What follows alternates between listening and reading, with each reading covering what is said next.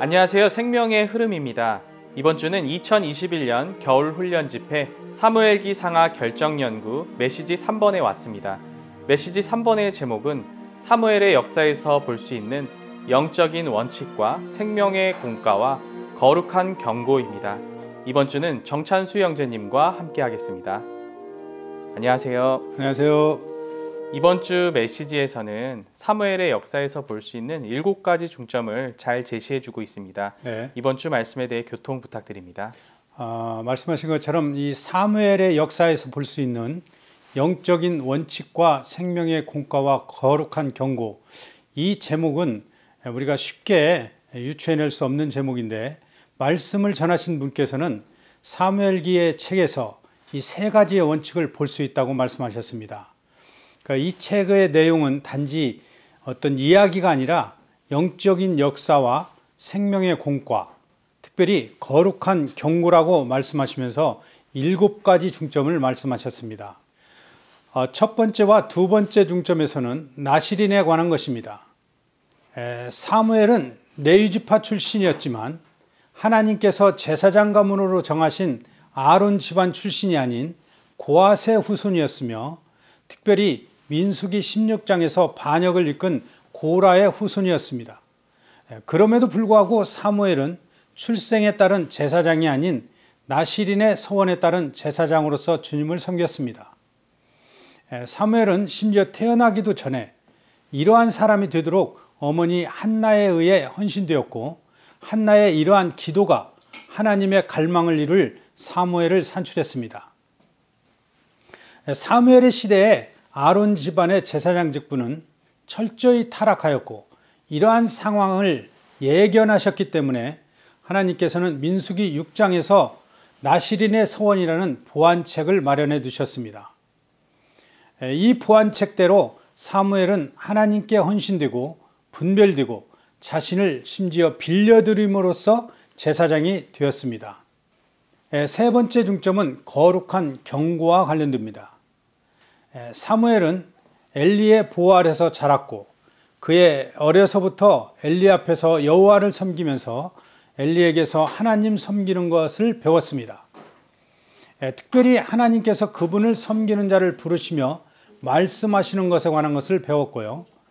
또한 하나님은 이러한 사무엘을 부르셨고, 엘리 제사장 가족에게 일어날 이 모든 일에 관하여 분명하게 말씀하셨습니다. 사무엘은 또한 제사장 직분이 변질되는 것과 백성의 장로들이 하나님의 궤를 강탈하고 블레셋 족속이 하나님의 궤를 빼앗아가므로 하나님의 영광이 이스라엘에게서 떠나는 것도 보았습니다. 하나님께서 이러한 일들을 보여주신 것은 그분의 지혜이시면서도 그 목적은 사무엘이 이후에 나실인으로서 또한 제사장으로 직분을 수행할 때 그를 약화시키는 요인이 되지 않고, 오히려 제사장으로서 봉사하는 내내 그에게 지속적인 경고가 되었습니다. 이러한 경고의 도움으로 그는 온 일생 동안 하나님을 섬길 때 계속 순수한 상태로 지켜질 수 있었습니다. 4번째부터 6번째 중점에서는 사무엘은 왕권이 함께하는 왕국 시대로 시대를 전환한 사람이었고, 또한 그는 행동과 생활과 일뿐만 아니라 그의 온 존재와 인격도 하나님과 일치함으로 이 땅에 있는 하나님의 대행자인 것에 대하여 말하고 있습니다. 아멘. 사무엘의 이러한 역사뿐만 아니라 마지막 부분에는 이런 사무엘의 신분에 관해서도 언급하셨죠? 네, 맞습니다. 마지막 7번째 중점은 사무엘이 5가지 신분으로 사역한 것에 관한 것이었습니다. 첫 번째, 그의 신분은 하나님께 절대적으로 헌신한 나실인으로서 사역하였으며, 두 번째 신분은 진부하고 타락한 제사장 직분을 대체한 제사장으로서 사역을 하면서 신성한 통치를 위하여 왕들을 임명하고 세우기까지 하였습니다. 세 번째, 그의 신분은 신원자로서 사역하면서 여호와의 말씀이 희귀하고 이상도 흔치 않았던 때에 하나님의 말씀이 하나도 땅에 떨어지지 않게 마련했습니다. 네 번째, 그의 신분은 마지막 사사로서 사역하면서 백성들을 판결하고 그들을 하나님의 길로 인도했습니다. 그리고 마지막 5번째 신부는 기도의 사람으로서 사역하면서 그들이 하나님의 길 안에 보존되고 하나님과 하나 되며 이방 민족의 우상들로 말미암아 올무에 걸리지 않고 에베네셀이신 하나님을 누리고 하나님의 뜻과 갈망이 성취되기를 기도하였습니다. 이것이 사무엘의 5가지 신분이었습니다. 아멘. 감사합니다. 아멘. 이어서 이 메시지와 관련된 영상을 함께 시청하시고 계속해서 위트니 쓰리 형제님의 영상을 함께 보시도록 하겠습니다.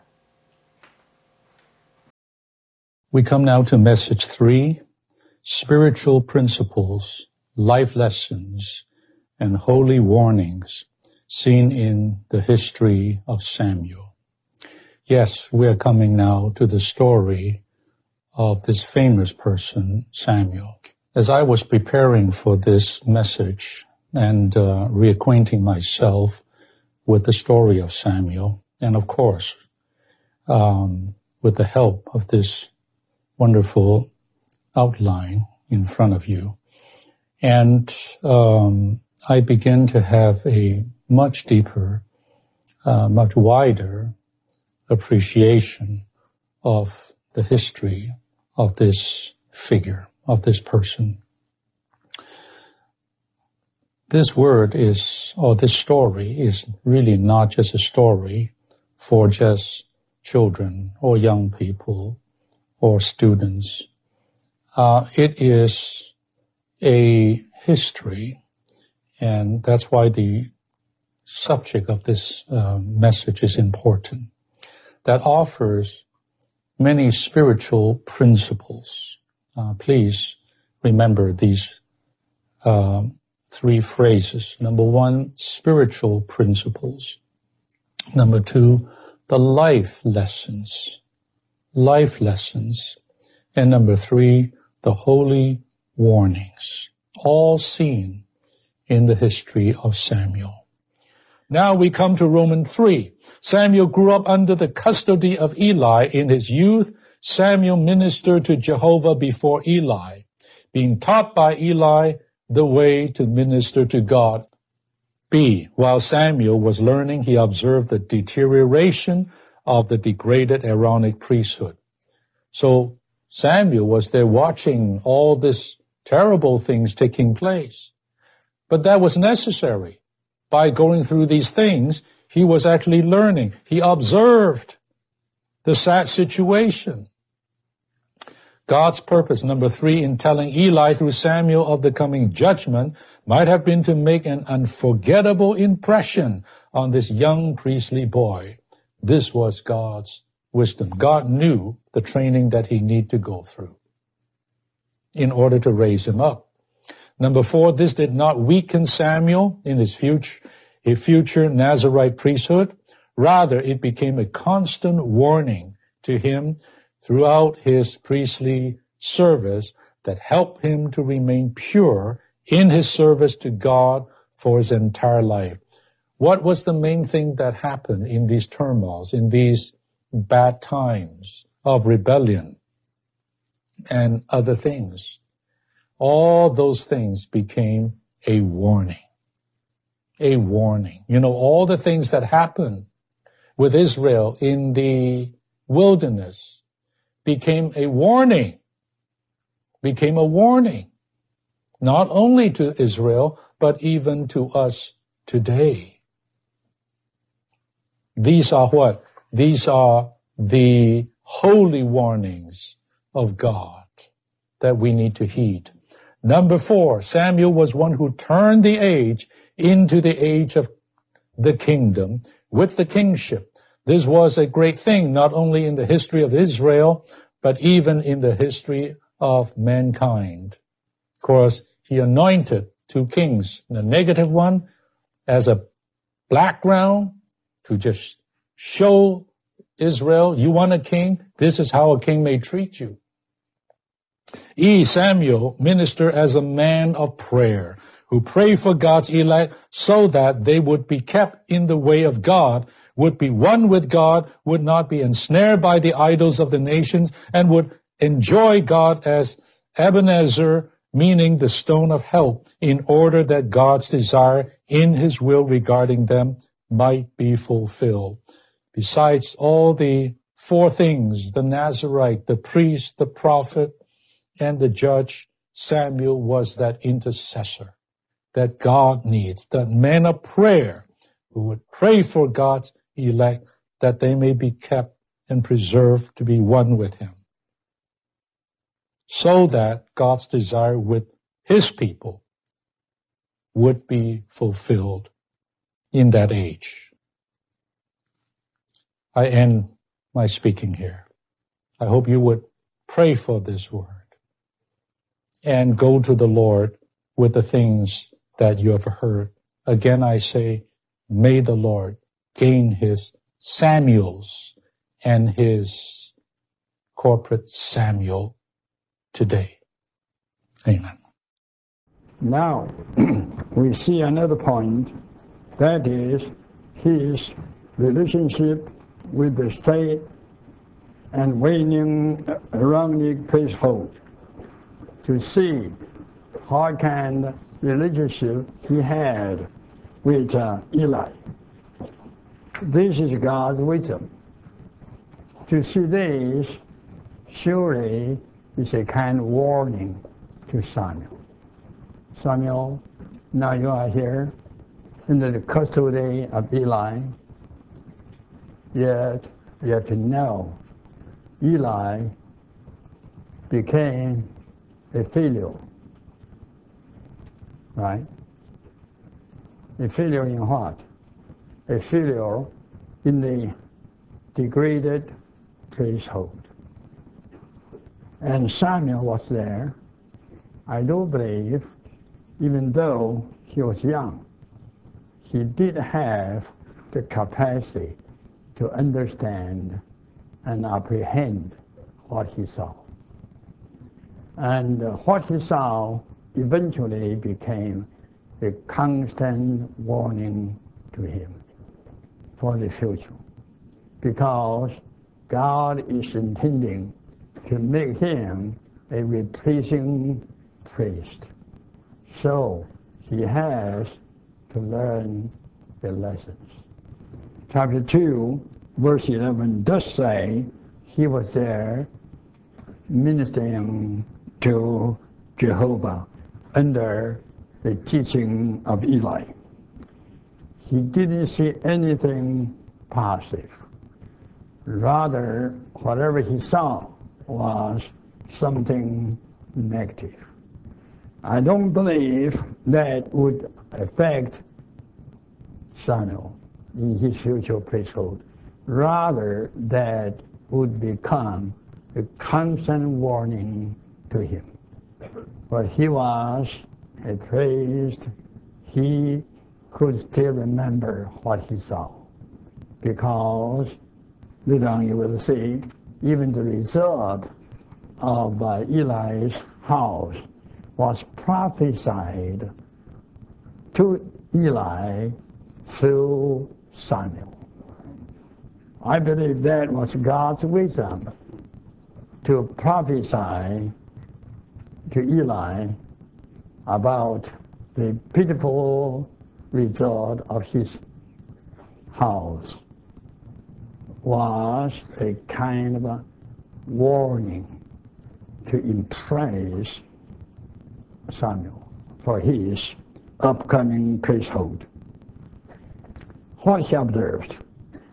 Capital A, the two sons of Eli despised the offerings of Jehovah. This is terrible. It's terrible, right? We should, what? We should not despise.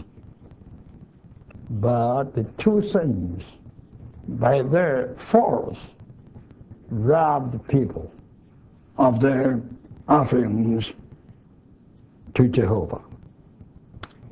This is terrible, right?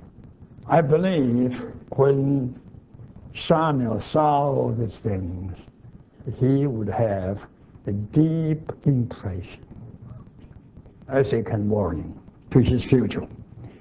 Capital B, the sons committed fornication with the serving women. This is terrible. Today, history tells us two things always devastates the service of God's servant. Number one, pride. Number two, the matter of sex. In serving the Lord, we just cannot avoid the contacting with the other sect. But we have to learn the lesson. Always keep a distance. Always draw a line between you and the other sect. Don't have any stay in a private room with windows and doors closed with another sex.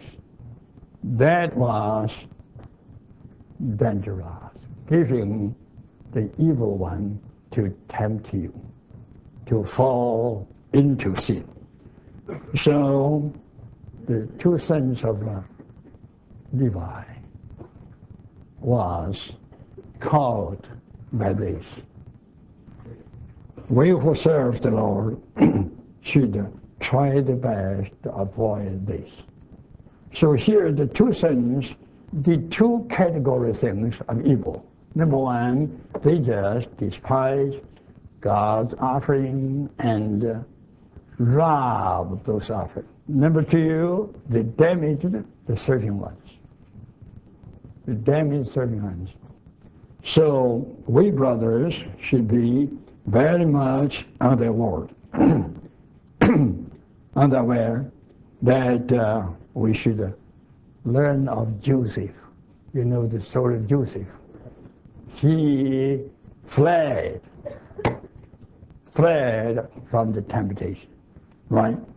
Learn to be faithful, to be desperate, and to be absolute. As a father, he should do this exhortation in a very, very faithful, desperate, and absolute way. But Eli probably was a little loose. I do believe there should be a warning to us, even today. I believe, I say again, God's purpose to let Eli know his miserable result through Samuel. God's purpose was to impress this young priestly boy with such a result that he could never forget. You see God's wisdom. Psalm 68 speaks clearly about such a marvelous doing of the ark of God in the battles which Israel was engaged in, right? But this time, their situation was not right. What wooden goat could do for you, Israel, but they were superstitious. So eventually, the ark was captured. Instead, the ark saving them, the ark was captured. Then the two sons of Eli, Hophni and Phinehas, both were slaughtered, killed. Beautiful. So don't play in the service of God. Today, the same thing. We have to learn the lesson.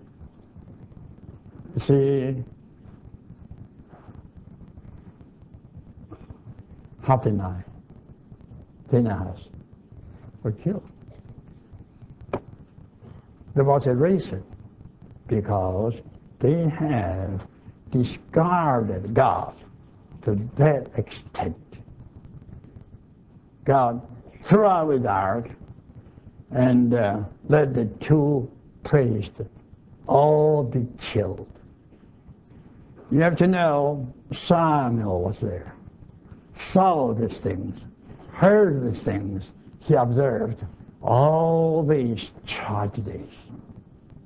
And these were a kind of lesson to him, right? Warning him, reminding him all the way in his future service to God. Now today, we know where we are and what we should be. We should be today's Samuels, and then we will result in today's Davids. But like Samuel learned the lesson of Eli, we should learn the lesson of David. Right? We should follow him as a man according to God's heart, but we should learn of him to be warned not to follow him in his indulgence. That damaged the divine kingship of holiness.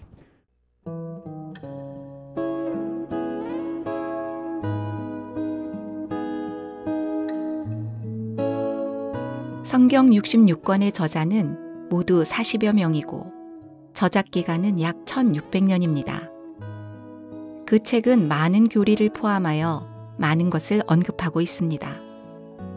하늘에서 땅까지, 하나님에서 사람까지, 늙은이에서 젊은이까지, 남자에서 여자까지, 주인에서 하인까지, 에덴 동산에서 새 예루살렘까지, 구약에서 신약까지, 영원 과거부터 영원 미래까지입니다. 성경 각 권에는 많은 것들이 기록되어 있습니다.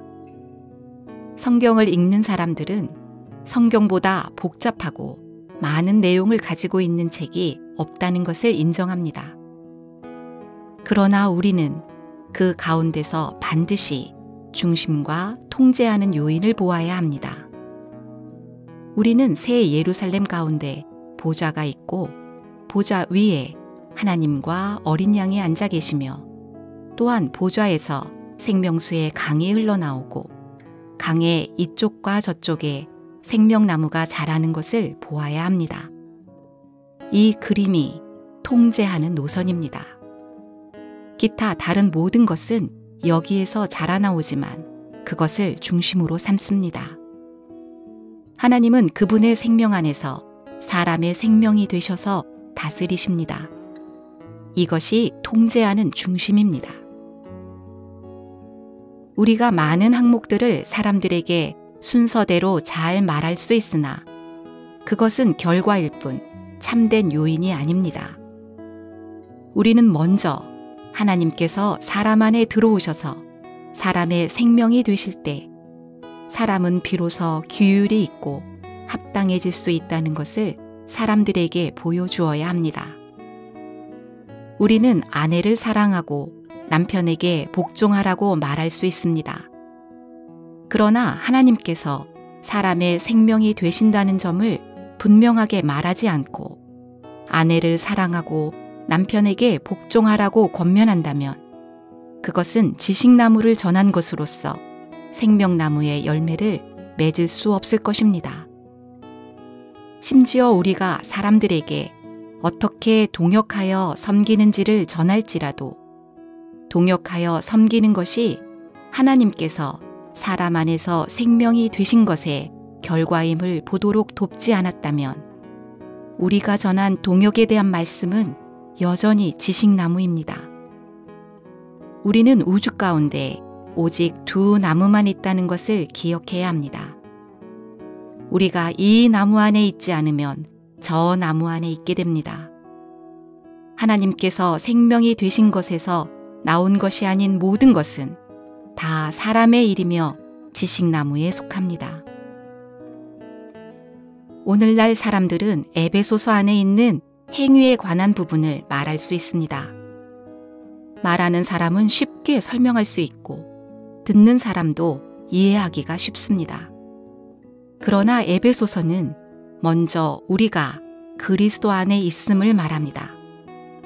3장에 와서는 믿음을 통하여 그리스도께서 우리 안에 거처를 정하시게 하시고 우리가 하나님의 모든 충만에 이르도록 충만하게 되는 것을 말하며 또한 우리 안에서 운행하는 능력에 따라 모든 것보다 더욱 넘치도록 해주시고 우리를 부르신 그 부름에 합당하게 행하게 하는 것을 말합니다.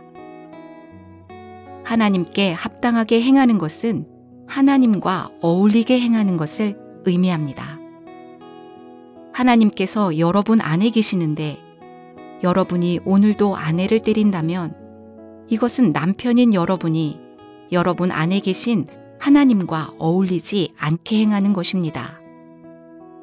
여러분 안에 계신 하나님께서 여러분에게 은혜가 되심으로써 여러분의 외적인 행위가 여러분 안에 계신 하나님과 어울리게 하십니다. 다시 말해서 여러분은 하나님께서 여러분 안에서 그분 자신을 살아내시게 해야 합니다. 요한복음 15장 5절은 그가 내 안에 내가 그 안에 거하면 그 사람은 열매를 많이 맺습니다. 라고 말합니다. 아내를 사랑하는 우리의 사랑도 우리 안에 거하시는 그리스도로 말미암아 맺은 열매입니다. 우리 밖의 행위의 열매는 우리 안에 거하시는 하나님과 어울려야 합니다.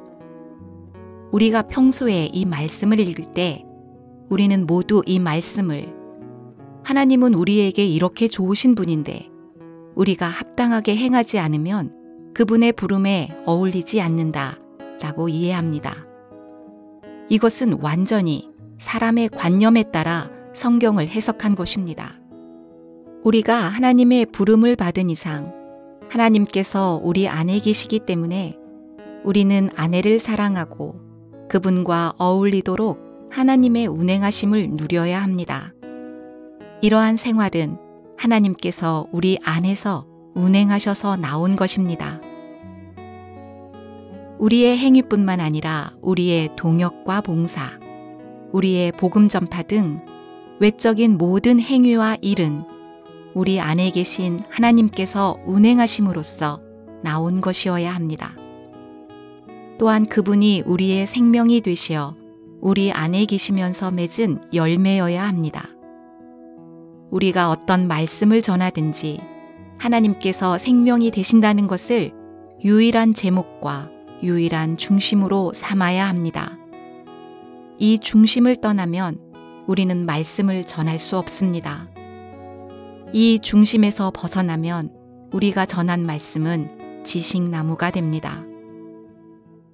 공자의 제자들과 그리스도인들이 모두 부모를 공경하는 것을 가르치지만 이 둘의 근원과 내용은 같지 않습니다.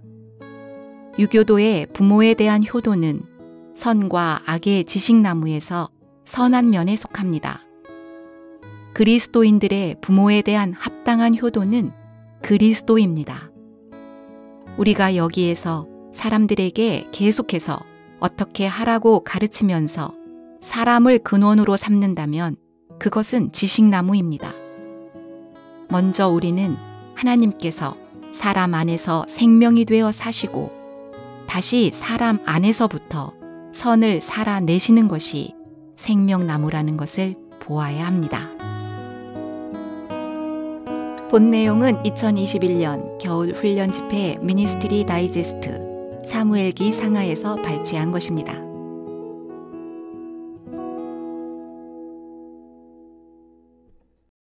사무엘기상 12장 23절은 나는 여러분을 위하여 기도하기를 멈추어 여호와께 죄를 짓는 일을 결코 하지 않을 것이며 여러분에게 선하고 올바른 길을 가르칠 것입니다. 라고 말씀하십니다. 사무엘이 기도의 사람으로서 기도를 멈추지 않았던 것처럼 하나님의 갈망과 그리고 모든 지체들을 위하여 끊임없이 기도하는 한 주가 되시기를 바랍니다. 감사합니다.